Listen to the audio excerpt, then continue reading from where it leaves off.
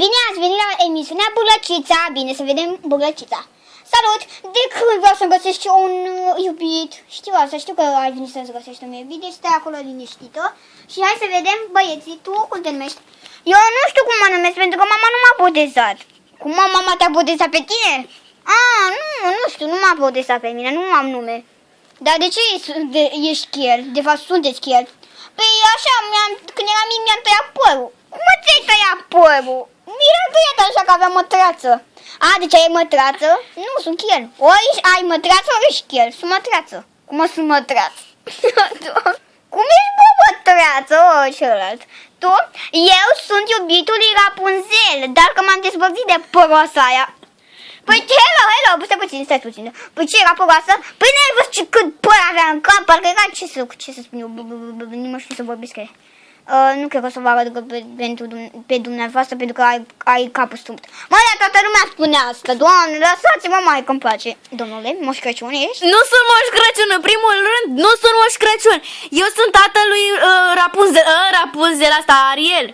Cum Rapunzel? Dacă eram alor... Doamne, maică, Mă scuzați, întotdeauna am râs de fată. un râs de fată? Așa, da? Câteodată când... Mă, Pita, nu așa e că el e Moș Crăciun? Nu e mă Moș Crăciun, asta este tatălui Ariel. Bine că ne-ai Rapunzel. Așa, mă. Da, dar de ce aveți coadă? Pentru că striton femeie, doar noi fi... Striton, mă? Da, doar noi fi din Monster High. Mama, aș vrea eu. Păi cineva e tot în casă. Ești că coada mea e foarte superstițioasă, cea, mă. Bine că ai spus supererou, dar celălalt. Eu mă numesc Pita de la Jocurile Foamei. Bine că ne-ai spus fotbalului. Doamne, poate tu ai vrea așa. Nu, haide, continuați. Și sunt îmbrăcat de război. Dar mă scuzați, da, așa e haina mea. Băi, și uite, am un păr, ia uite ce păr frumos am. Mă, dar unde ai fost, mă? Te-ai curentat? Nu, mă! A venit friend. Ăsta l-am din aur. Și ce ne interesează, zice, eu n-am brățări din aur. Bă, tu poți brățări și... Doamne, nu știam eu. Și n-are voie. Nu știam eu și băieții poartă brățări. Doamne, da, tu? Eu sunt Jacob de la Twilight. Da, și o iubești pe Adică eu Taylor Lautner. M-am zis că am fost ăla de Lautner, așa am zis. Moțăranule, parcă-și moldovean. Ești, Moldovean. Hai, lasă-mă în pace. Așa, Ai bine. pantaloni rupți. Da, mă, uite, buzunarul, m-am despărțit de tine, prezentatoare. Da, mă numesc Diana, să știi, deci mersi. Nu mai vreau să spun Diana, vreau să spun Diana. Diana? Mă, rămâi cu microfonul ăla că ți-l spar și apoi dai vina pe Hai, mine. vorbește ce-ți place la ea. E țigangă de aia. Păi atunci de ce mai vrei să o ai, iubită? Păi a venit și la mine la burlac, adică eram burlac, să știi. Da, știi și tu. Da, n-am vrut să o aleg fiindcă e urâtă. Păi de ce ai venit aici? Am venit că ăsta e frate meu și a zis să nu vină doar el, că e frică. Cum ți-e frică? De rog că explică de ce ți-e frică. Mi-e frică că poate vin moștri. Păi mă, cum crezi în moștri? Da, mă, și cred și eu, cred în Moș Crăciun cel rău. Cum? Crezi ăsta Moș Crăciun, dragă? Adică ăsta e Moș Crăciun cel rău. Nu e... Băi, a zis că nu sunt Moș Crăciun, mai vrei să stau un cot în cap? Au!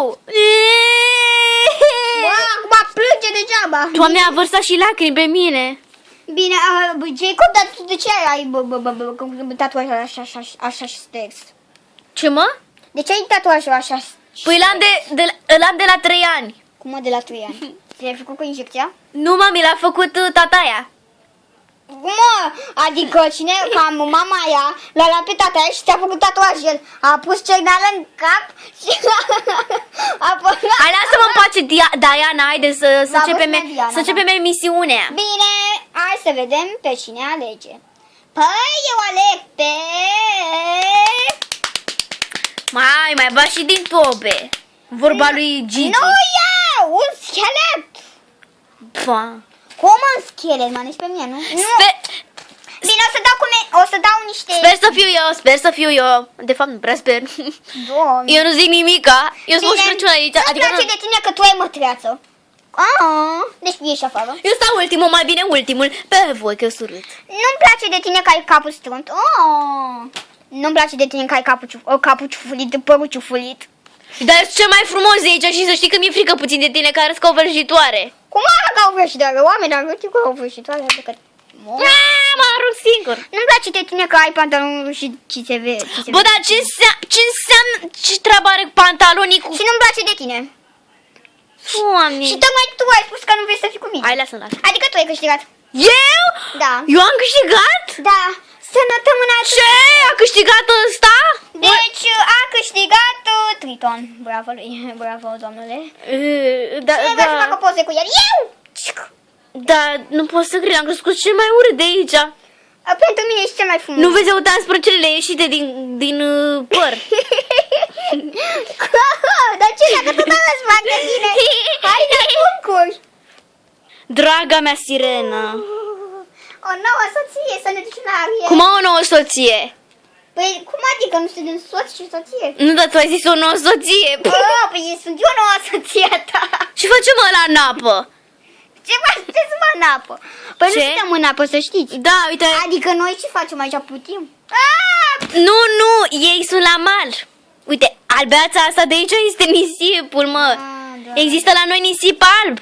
Ai, mă, cu ce mă, să dăm pe noi? Haide, mă, să notăm. Ce bine. Au. Wow!